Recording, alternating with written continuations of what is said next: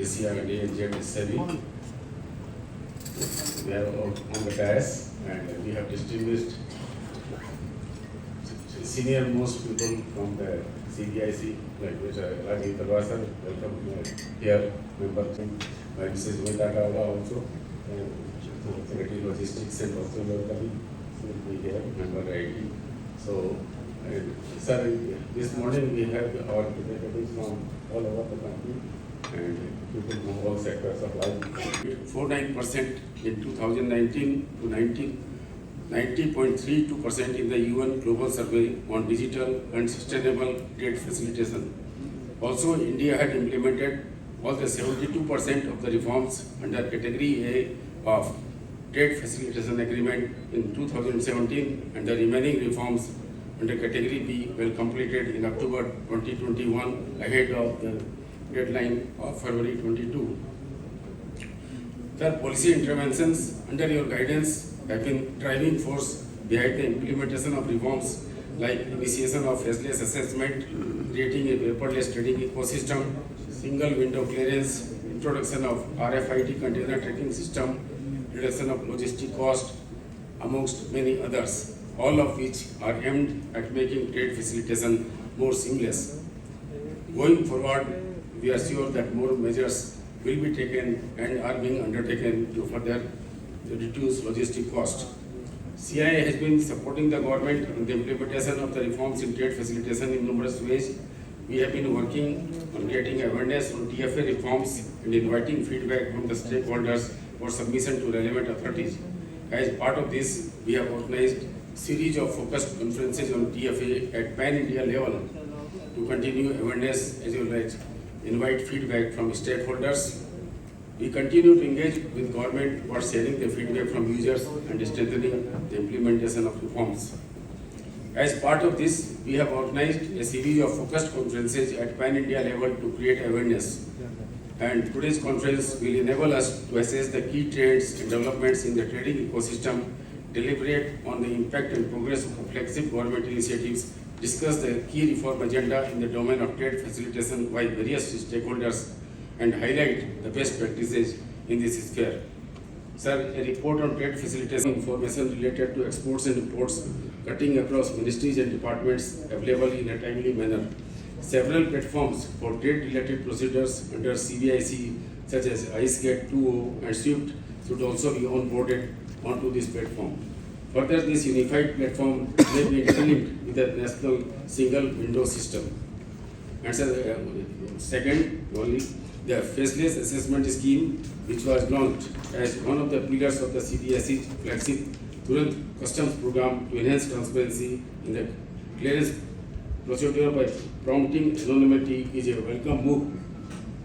However, there is a suggestion that this scheme also, if little, can be more improved in terms of that if the officer assessing the bill of entry does not have the access to information that who the importer, exporter or custom broker is. So it becomes more faceless and contactless.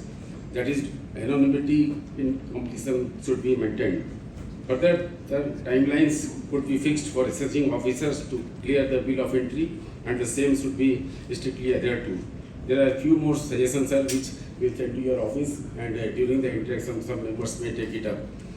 With this, I would now like to invite Mr. Janardhan Ramanujju, Vice President and Regional Head SEBI, South Asia and ANZ, to address the audience. Respected Vivek Johari, sir, thank you for taking your time to join us in this conference today. The dignitaries from CBIC, panelists, fellow panelists, ladies and gentlemen. Though trade facilitation is a very important topic, I must admit that many senior executives and businesses are not very highly aware of this. We have some work to do there. It's delegated down, so obviously those people who are decision makers are not very aware and very thorough on trade facilitation. The very impressive EODD compendium released by CBIC in December last year is a fantastic compendium, and I would recommend to all my senior industry colleagues to go through that, and because some of those perceptions are coming from distant past and it is still circulating. One look at this compendium, we will know that we have progressed miles since we have become a signatory to the WTO's free trade agreement treaty. Not only this, the collection of this, I'm first going to spend a little time on what we have achieved so far and then probably say where we need to go, is that our UNESCAP rating scoring more than 90% for India, even beating many developed countries, is actually a true international barometer that we have progressed in trade facilitation significantly. And some of the even European countries are lagging behind on this score, below 90% actually. Why is trade facilitation important? I mean, this question has to be on top of all our mind. It's not a kind of a transactional, onerous transaction which we are talking about. WTO has put together that in 2022, $25 trillion was the value of trade in the world. That's a huge number. If you bring it down to India, we have almost $1 trillion, both imports and exports, in trade facilitation. That's equivalent, it is not the same, equivalent to 1/3 of our GDP. And all of this physically goes through trade facilitation. That's a very significant number. And the efficiency here can significantly help us reduce our logistic costs, increase our competitiveness, accelerate our growth. It does many of those domino effects which will come along when trade facilitation is done the way we have done it so far. That's the reason why we are also able to cope with our 4%, 5%, 6%, 7% growth even during COVID. Further looking forward to 6 to 7% growth in future. But is this where we should rest? I think this is not about the trade facilitation, not about the reforms. It's where the country is going to go. I want to give some few bullets to say that what we should look for and where we are going to and how to prepare for that.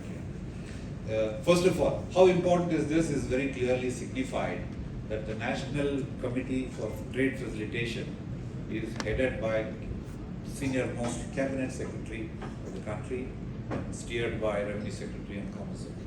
This shows that the government has put its most important people in this committee.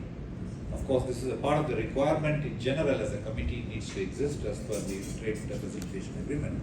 But putting our senior most bureaucrats into this shows that we mean that we want trade facilitation to happen. There are many things else which are now the reforms which are still kicking in.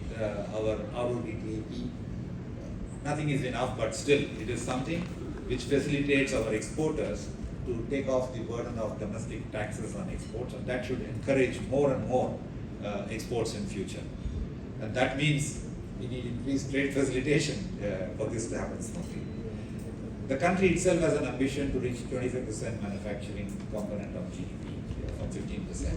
That again involves a huge step up in manufacturing.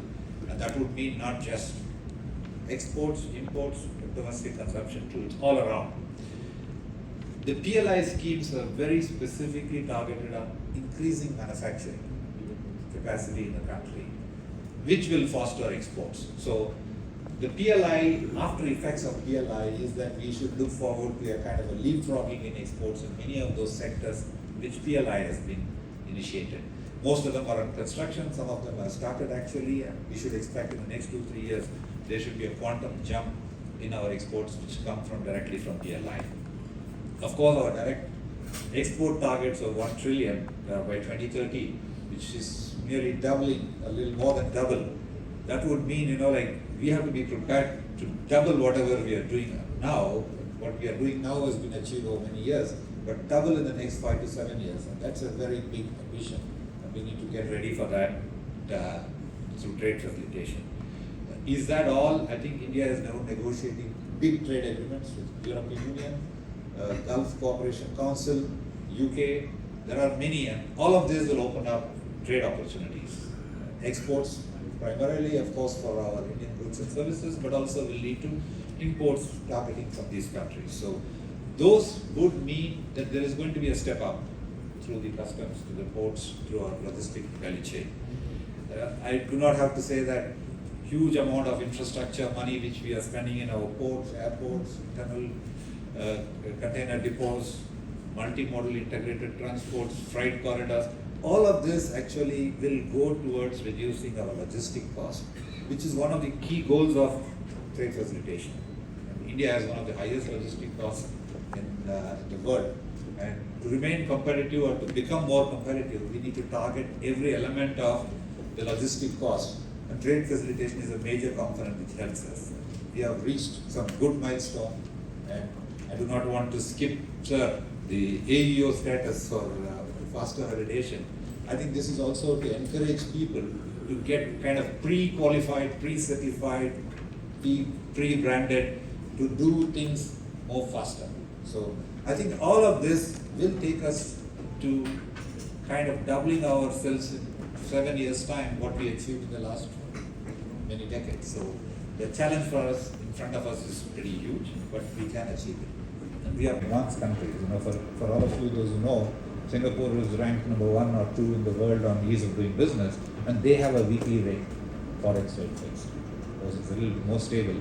But if we move towards on a daily forex rate for customs duty payment and valuation, this would by far be one of the most competitive advantages our industry will get. Where could we do a little bit better? I'd like to take that for a few minutes. As I said, we covered the FTAs as a part which is going to significantly increase trade. Somewhere in our character, we need to have a little bit more trust-based approach. For sure, there is always a few percentage of fraud which comes through trying to gain free trade agreement access of goods which get whitewashed through some countries. But then it should not become onerous for the whole set of people who deal with free trade. Free trade is an intended diversification towards a country to do more business, and then the documentation should not become more onerous in this process. So I would say that we need to find alternate ways to make sure that those who are not compliant are captured and not put the entire industry into that requirement of physical documentation particularly.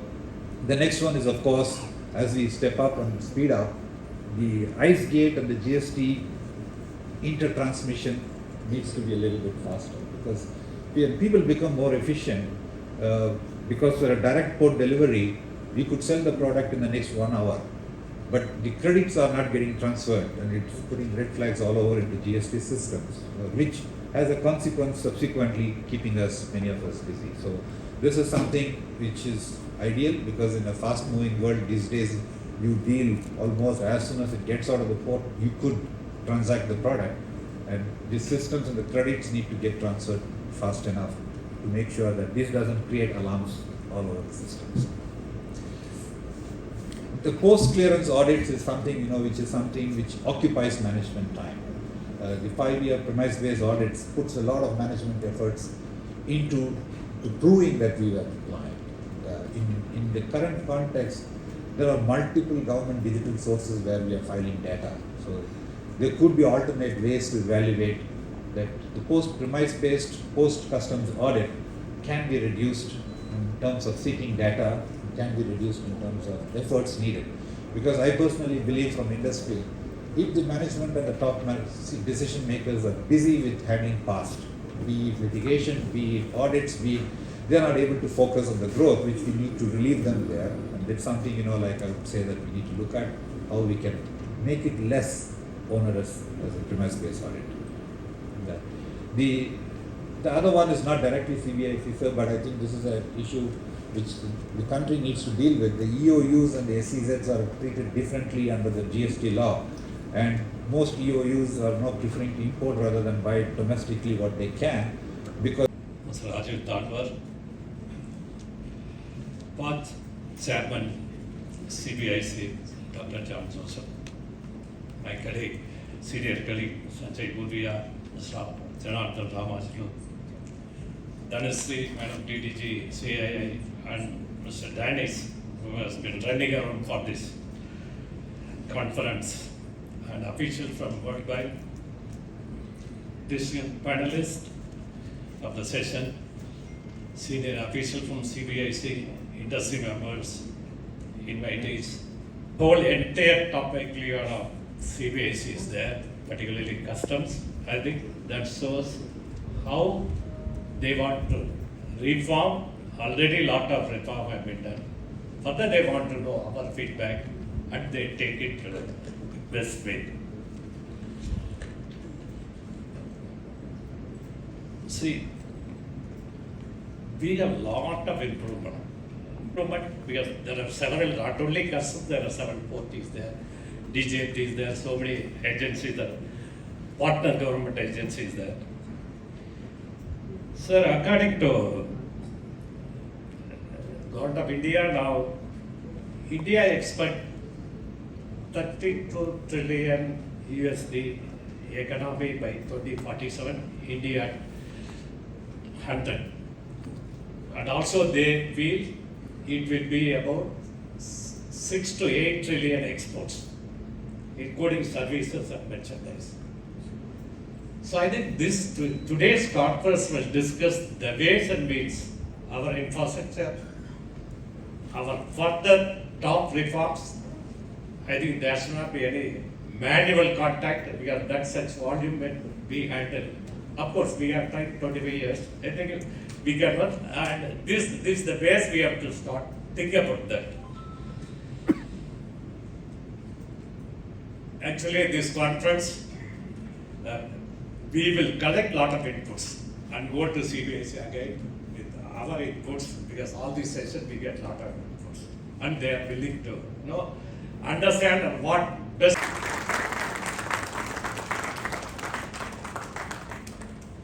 And the benefits are there for all of you to see. So what the single window does is that any document, first of all, we've unified the declaration formats so that you don't need to file 10 different documents to all PGAs that you need to deal with. For example, if you're importing a food product and it requires FSI clearance, then you could file an integrated declaration on our portal and based on risk parameters, the document is referred if the need arises to FSI, which is the regulatory authority, and they convey their NOC on the system back to us, and we're able to give clearance on that basis. So, and the same pattern is followed for other agencies. So, single window, I think, has been another landmark thing on the technology front. The third thing, which is very, very significant, and where again we are actually being approached by other customs administrations to cooperate and to do some capacity building on, is the setting up of the DG analytics and risk management. So we concentrated our entire sort of focus on risk management. And again, don't look at risk management as something that we use only to target cargo. Please understand that if we have a very robust and sharp risk management system, what it also does is that it filters out better the risk-free concerns.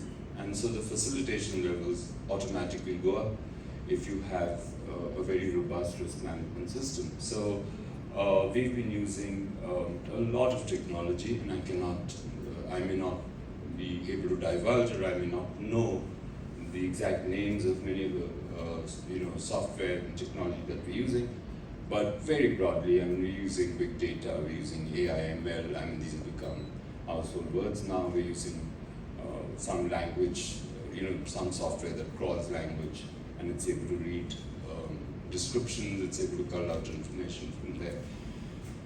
And it's really sharpened our ability to target consignments much better. And we're not just doing it for ourselves, we're also doing it, as I said, for other government agencies. So they share their risk parameters with us, and we sit down with them and we do a risk parameter, so we work out the risk parameters for them. So the ability to use technology for targeting and for facilitating is, I think, a very big, it's a force multiplier which makes us that much more efficient. And then, of course, we've been using technology for tracking cargo.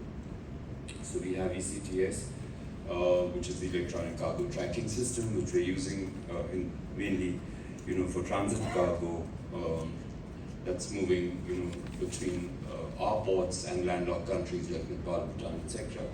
And we use RFID tagging for containers. And that's not just customs, that's the movement of container within the country, after cargo's been cleared and it's, moving into the hinterland.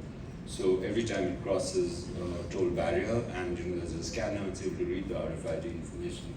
And the logistics data bank actually puts together its data on how much time it's taking to clear cargo and how much time it's taking for the cargo to move, internally. That's all captured using technology. So these are some of the key things about technology, and I think they've helped us well.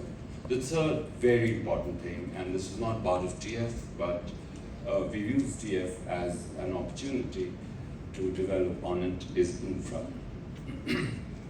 And I do, again, very distinctly recall when the TF negotiations were going on, one of the concerns that many developing countries, including India, had was that even if you're able to mend your procedures and put in place, everything that is needed to quicken customs clearance, if you don't have roads, if you don't have port infrastructure, how does it help? And you would have seen for yourself, and if you haven't, please do visit some of the major ports, and you'll see the change that's happened. Please accept what I'm saying and just make a trip to Navasheva port, and you'll see how the road infrastructure is completely transformed. And I've seen it happen right before my eyes. When I was posted there in 2017, and Dr. John Joseph was my predecessor, I do recall it used to take hours for a truck to move out of Navasheva and reach, the mainland, if I may call it that, heading towards Pune or heading towards Mumbai or near the place. Now, you have flyovers, you have, all kinds of 4-lane roads, and they're very well maintained, kept, and the travel time has really come down. So that's a living example of how physical infrastructure can supplement and support any trade facilitation initiative. So the third key element of trade facilitation has been the push that physical infra has got, as part of this. And the multimodal transport under PM Gati Shakti. So earlier, you remember we had the zoning provisions for whether you can set up an ICD at some place, whether you can set up a CFS at some place. And depending on the congestion in that area, depending on the availability of facilities, we were saying no or yes, to proposals. But now, as long as it is cleared under the PM Gati Shakti, it's almost, green channel clearance for such facilities. And many of them are coming up by the day. We've ramped up our own physical infrastructure, so scanning has become, the mode to avoid examination of cargo and to resort to non-intrusive examination. So we've really ramped up the scanning infrastructure. The idea is that all cargo entering the country, and particularly that which is going into the hinterland, into ICDs or land ports for clearance, gets scanned at the point of entry, and so there's no need to actually scan it at every ICD or every location.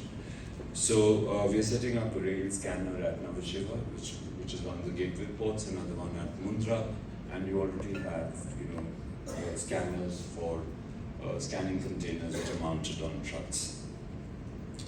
I talked about RFID-based container tracking, and then as part of physical infrastructure, we've also seen the conversion of a large number of land customs stations to integrated checkposts, and that is already happening. 7 have already happened, or 9 have already happened, and there are many more, on the anvil. And finally, we've upgraded all, and when I say that, I mean all 12 of our chemical laboratories. They've all been NABL accredited, and they specialize in certain types of cargo. So I think one of the concerns that was raised about testing of cargo, because we have these specialized labs now, and they're really state of art. 2 or 3 key points. One, we've been able to more than halve the average release time between 2017 and 22. And I've taken those 2 data points because that is when we started measuring the average release time. And for overall, for sea cargo, for example, it came down from 181 hours to about 88 hours in 22. And I'm carrying with me the oven hot version of the National Time Release Study for 2023, which records, further improvement in the average release time at all locations. So for facilitated cargo, it came down from 140 hours to 71 hours. And for AO, which is the Authorized Economic Operator Scheme, we were able to clock it down to 55 hours. The good news is that for those importers who are claiming, the benefits of AO who are using DPD, whose cargo is facilitated, which is what we call the path to promptness. If these 3 or 4 things apply to any given sort of consignment, then we've already achieved the NTFAP targets that have been set for us. So whether you take land, sea or air, 48 hours with the targets for sea cargo, 24 hours with the targets for air cargo, and I'm happy to tell you that we've already, in cases where all these 4 conditions are met, we are able to achieve a release time which is well within the targets. Also, we measure distance from target, which tells you if you had 100 consignments to look at, out of that, what percentage actually meets the target which has been set. And that ranges already from 80 to 100%. So for ICPs, it's already 100%, which means that you're well within the target. For sea cargo, it is 80%, which means 80% of the consignments are actually meeting the release time targets that have been set by under the action plan. And notice that there's been a huge leg up with regard to e-commerce, whether it's through post or it's by courier.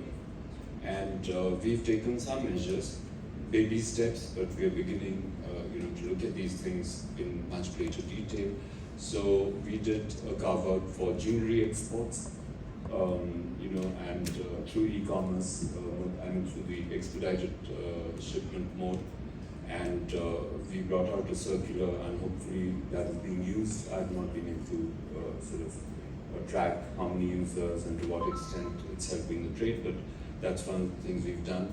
For postal cargo, because there was this request that there are a lot of small exporters scattered all over the country who do not necessarily have access to a major port or air cargo for exporting their shipments. So we thought it was a good idea to tie up with the postal authorities, and they have a very wide network of post offices. So any small export shipment can be handed over to the nearest post office, and it's the postal department that takes over from that point. They ensure that it reaches the nearest foreign post office, where whatever customs clearance has to be done is done, and the cargo moves out.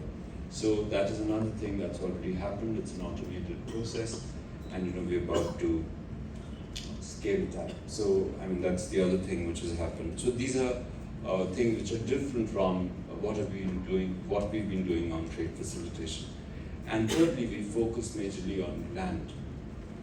And one of the big things you find in the National TRS report that we released yesterday, that there's been a major improvement in release time at Petropol.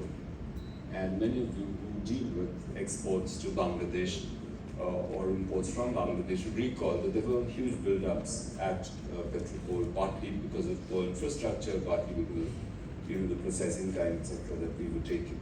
And but that's a thing of the past. Again, we along with other government agencies have used technology to improve that system, and now you don't see any data to us batch-wise. They don't do it in real time, or rather the other way around. I think from the customs system we send data to GST and batch-wise maybe twice a day.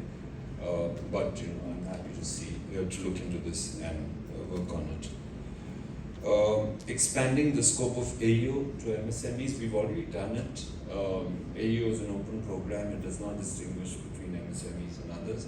Of course, there is a threshold requirement of doing a certain number of documents per year in order to qualify, but powers have been given to the commissioners to relax that deserving cases. But if you have any suggestions on how we can expand it further, we are happy to look at it.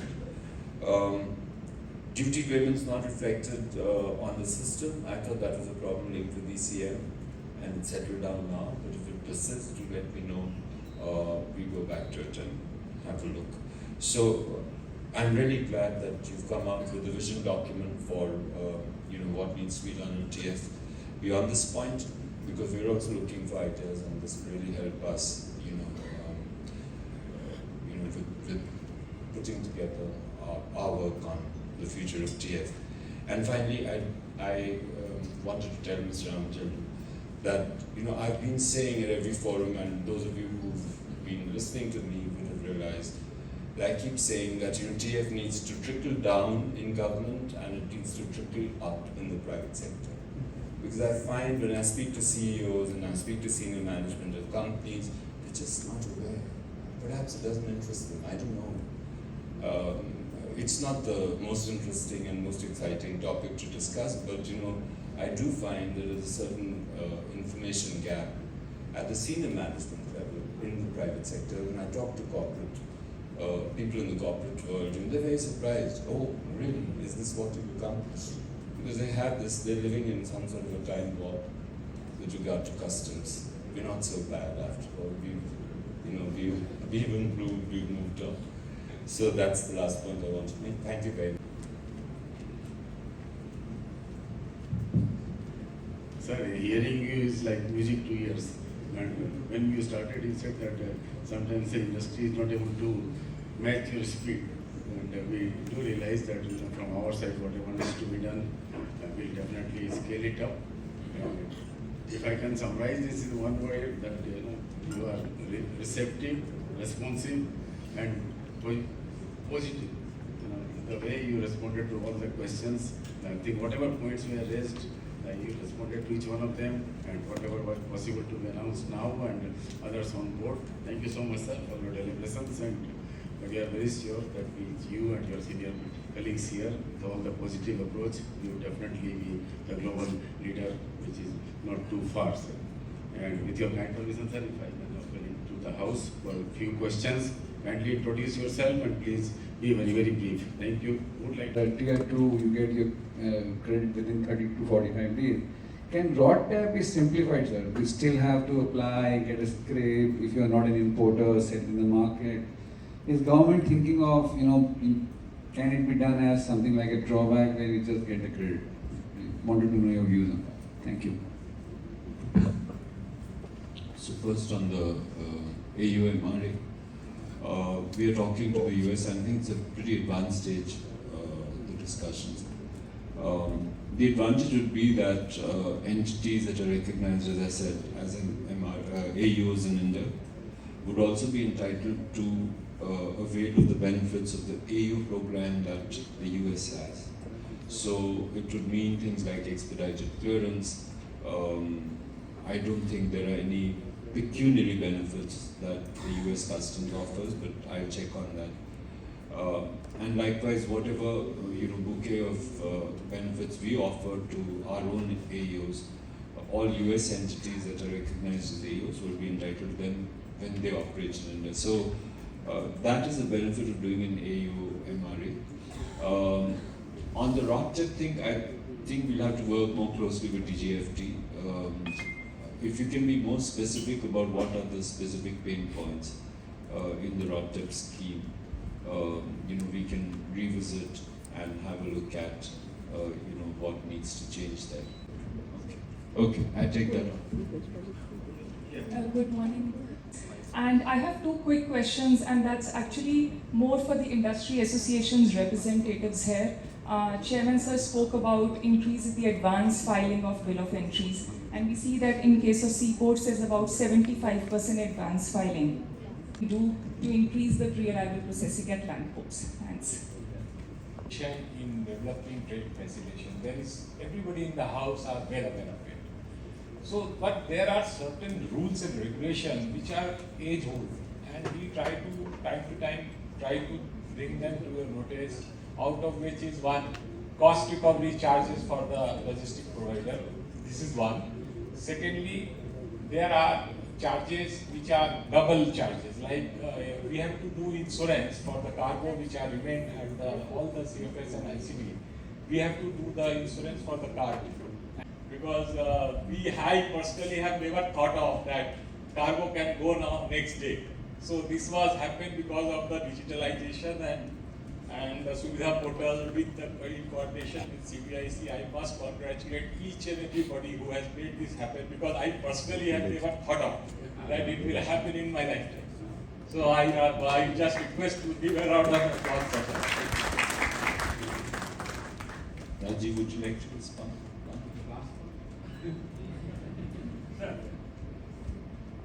And their system of checks and procedures which are followed. And the difference between pre-arrival processing at land port, like Petropol, or normal filing at the land port is very marginal. So the percentage continues to be low. On cost recovery charges, you have mentioned that there should be an automatic process. But do remember that once the interministerial committee gives the approval for an ICT to be set up, there are a large number of cases where the applicant itself withdraws the application, or it goes in for multiple years of extension before it sets up the facility. So the government cannot, have people in place with this uncertainty happening simultaneously. So the government, like a reasonable, prudent person who is also audited by the CAG of India, has adopted a very probably a freight forwarder or a shipping company or anybody else, not by, it is a garbage in garbage. If we have the details, we will put in the same detail which are required there. My only request to the board would be that whichever is not going to affect the duty structure or HSN change or anything, that should be allowed to be done by the custom broker themselves on the day of arrival, so that we are sure that the document, the data which are fed in is correct. The pain point is once the goods get into the RMS facilitation, then thereafter any amendment to be done, it has to be recalled and reassessed. That's the biggest pain point. Honestly speaking, the advanced bill of entry have now reduced. That reduction is because of this reason. If we have a facilitation measure which continues and the first portion of the bill of entry, there are three portions. The first bill of entry portion which does not affect, I'm not talking about the consignee amendment, other amendment if you can do it and if it is allowed, then it will be a fantastic feature. Thank you so much. One more, Chairman has agreed. Yeah, so kindly be very, very quick. Sir, for the PAG and FT, this is my suggestion. Sir. So those two hands are, yeah, please be fast. Be fast, yes. Sir, I have 2 points. I'm from Piramal Pharma. I represent Piramal Pharma. Industry, I think this is an industry-wide issue. We have been facing for the feed-grade vitamins, which are being imported. Since 2015, this is a classification dispute between the trade and the government. This needs to be resolved for at least for the manufacturer exporter like us. I don't want to get into that issue, but I'm sure you are aware. We have been issuing a bank guarantee in the bond since last 8 years for no fault. So if this can, and we are not getting the test results for the materials which are tested also in the lab. Each and every consignment is getting tested. So that's a sensitive issue people please address. And currently, for the second topic is we are huge importers of small samples of chemicals for our R&D facilities at SEZ. The NSDL online portal is not, available for the import bill of entries for this courier samples. So if this can be extended for the courier imports as well, it would be great relief and the tag would be improved to a great extent. So quantities in SEZ, if currently the facility is not online on this particular imports on the NSDL platform, if this can be extended, this would reduce the lead time to a great extent. Rest everything is aligned, only the courier imports on the NSDL. Because in trade facilitation, the custom authorities are also participation. So CEO, CFO, they will be aware by the consultation, but when dealing with the authorities, I have three instances, two for custom and one for GST. So custom, the mover facility and the self-sealing facility for the mover. So authorities are not aware of. They say even our student is not aware of how we. You are saying correctly. I connected with the CBC members. They said that this self-sealing facility is aware. It's available to the authorized economic operators, but the government authorities are not aware. They want it go through the self-sealing process, the complete self-sealing process. So this is one thing. On custom ports, when dealing for the authorized economic operator, the movers scheme, the custom authorities are using old 65 movers. Escorting the vehicle is one example. So they want to check balance all the movements from the port to the warehouse. That circular clearly says that there is no need to escort. One point is on GST. Which port? So I've dealt with Chennai port, I've dealt with Navashore port. Every port has different these practices.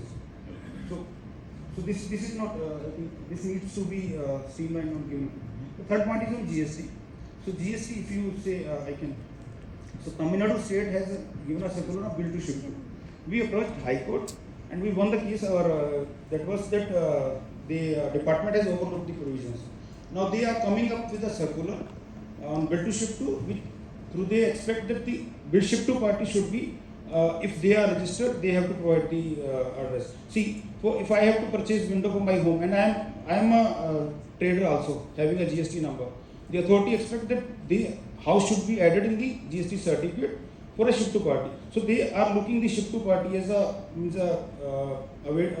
is a route for avoiding taxes, but it is a facility. That is the third. Thank you. Okay, I've made it.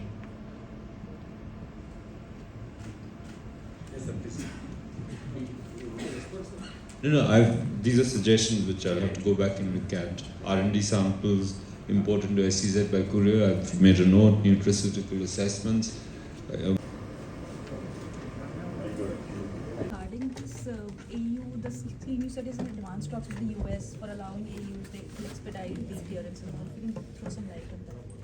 So we've had discussions with the US government on doing an agreement which allows both of us to recognize,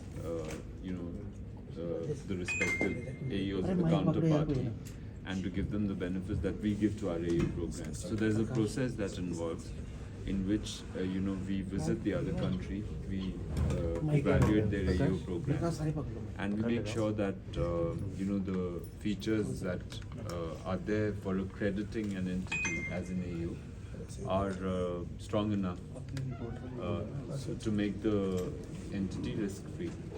So that evaluation has already been done. The language or the text of the agreement has also been worked out. Now, it is going through vetting and all that, so we try and conclude it quickly. So by when? There's no fixed time frame for it. There's a process that we have to go through, and it goes to cabinet for approval because it's an international agreement. So we are going through the process. So what will be the agreement called as? It will be called the AU MRA agreement, Mutual Recognition Agreement. And we've already done similar agreements with other countries like Korea. So it's not the first one. But we are talking to the US and some other countries also. So Steel Ministry has recommended for IVD for steel. So is there any discussion on that part, sir? IVD meaning?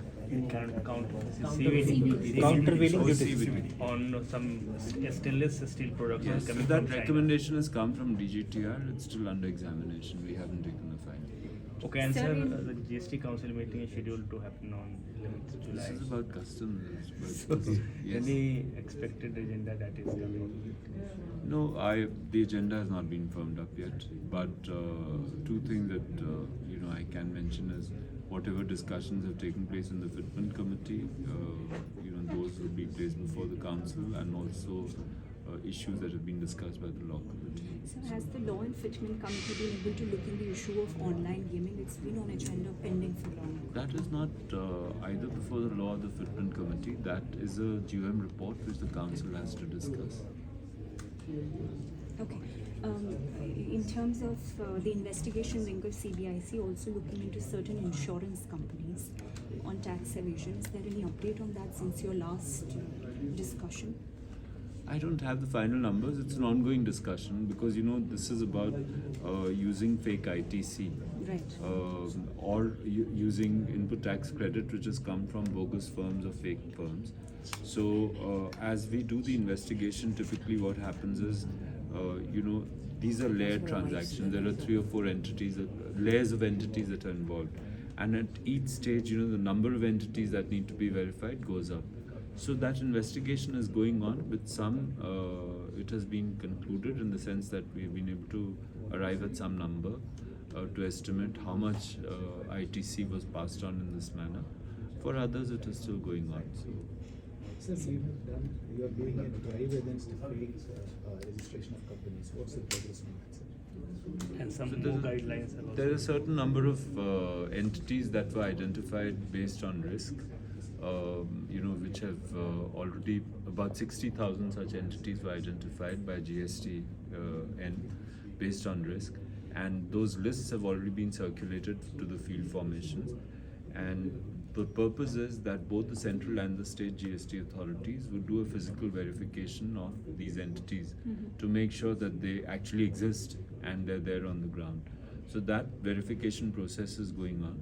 I think so far we've been able to complete about 43,000 verifications roughly, and out of which we have found about 10,000 to be bogus.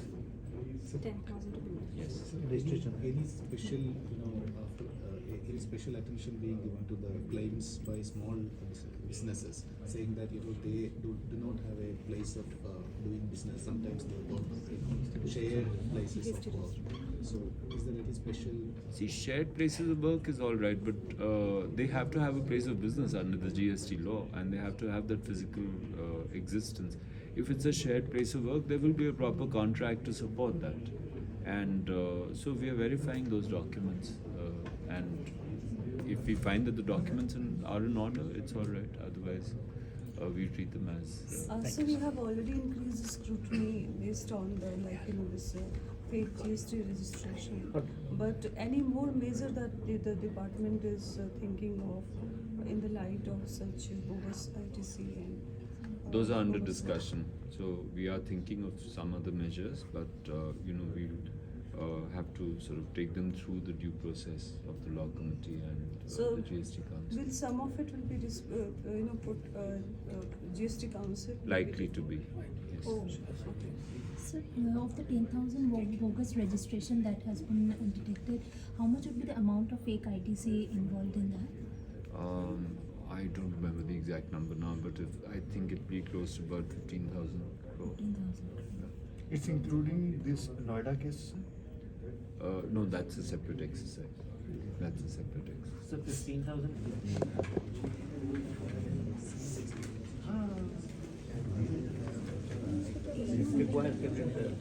I think on the diet. Guys, pay. What is it?